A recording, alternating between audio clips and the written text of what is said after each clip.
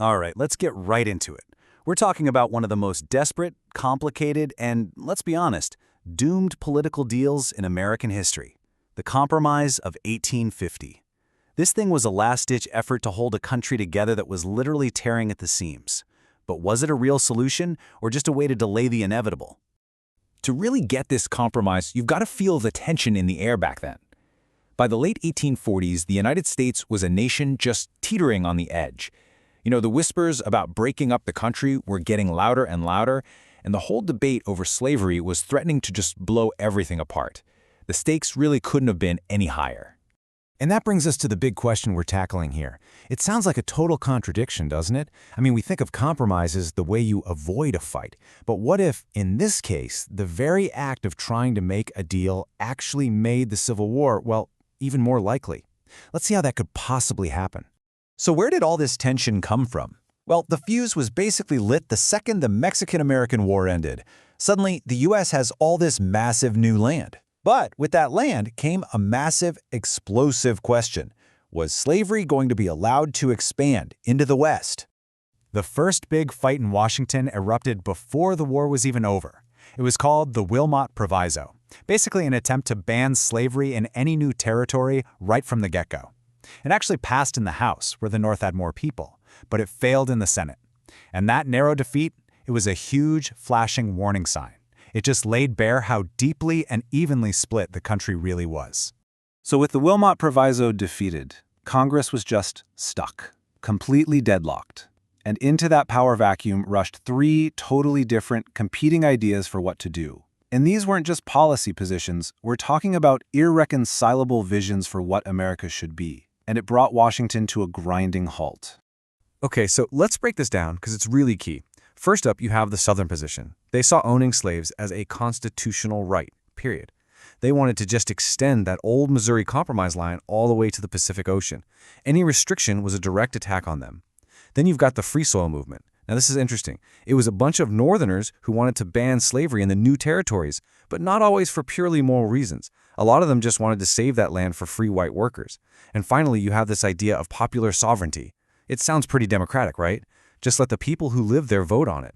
But this so-called middle ground ended up pleasing nobody and just turned territories into new political battlegrounds. And this chart right here, this shows you exactly why things were so tense. The Senate was perfectly, precariously balanced. 15 free states, 15 slave states. For the South, this balance was everything. It was their political firewall. It was the one thing that guaranteed they could block any anti-slavery law coming out of the North, which had a bigger population. And then, California happened. The gold rush meant its population exploded, and pretty soon it was asking to become a state, a free state. Suddenly this wasn't some theoretical debate anymore. Nope, this was a full-blown crisis. Admitting California would shatter that perfect 15-15 balance. For the Southern fire eaters, the most extreme pro-slavery guys, this felt like an existential threat. And for the first time, you started hearing serious talk of secession echoing through the halls of Congress. So into this absolute pressure cooker step a trio of political heavyweights. You've got Henry Clay, they called him the Great Compromiser, working with Stephen Douglas and Daniel Webster. And they try to hammer out a deal, a kind of legislative band-aid, designed to just stop the bleeding and pull the nation back from the brink of collapse. So here's the package deal they put together, and it's a real grab bag. They had to break it into 5 separate bills just to get it through Congress. The idea was to give a little something to everyone. So for the North, they get California as a free state, and the slave trade, not slavery itself, but the trade is banned in Washington, D.C. For the South, the huge prize was Point 4, a much, much tougher Fugitive Slave Act. And the other parts tried to settle that whole mess with the new territories and a border dispute with Texas. And right here, this is the poison pill. This is what made the whole compromise so toxic for the North. The new Fugitive Slave Act didn't just allow slave catchers to operate up north. It legally forced Northern citizens and police to become slave catchers themselves.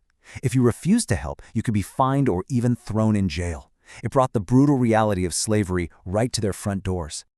And believe it or not, the deal passed. For a moment, this huge wave of relief washed over Washington. They'd avoided secession for now. But the Band-Aid couldn't fix the wound underneath. In fact, by trying to make everyone happy, the compromise pretty much ended up making everyone even angrier. It just radicalized both sides. And you can see the divide perfectly here. In the North, just widespread outrage over the Fugitive Slave Act. It turned people who'd never really thought much about slavery into passionate opponents. Meanwhile, in the South, there was relief, sure, but also this nagging fear.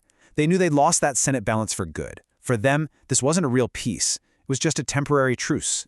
And the reaction in the North wasn't just talk. The Fugitive Slave Act was like rocket fuel for the abolitionist movement. States started passing their own personal liberty laws to actively get in the way of the federal law.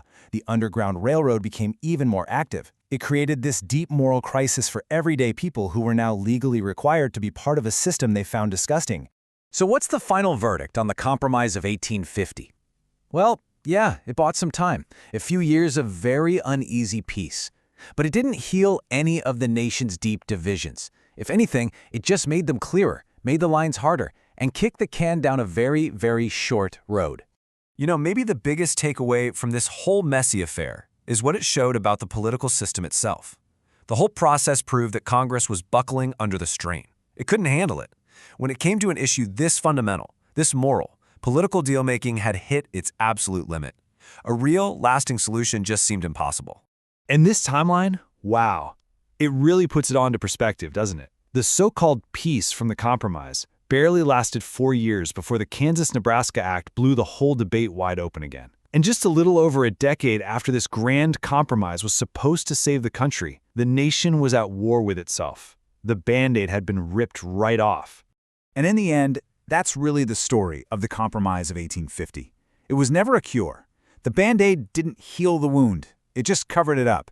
And underneath, the infection of division and the moral poison of slavery just kept spreading, making the final break that much more violent when it finally came.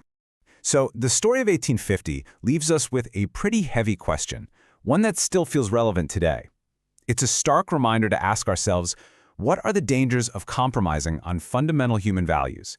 And when does trying to find a middle ground just end up postponing a conflict that is both inevitable and maybe even necessary?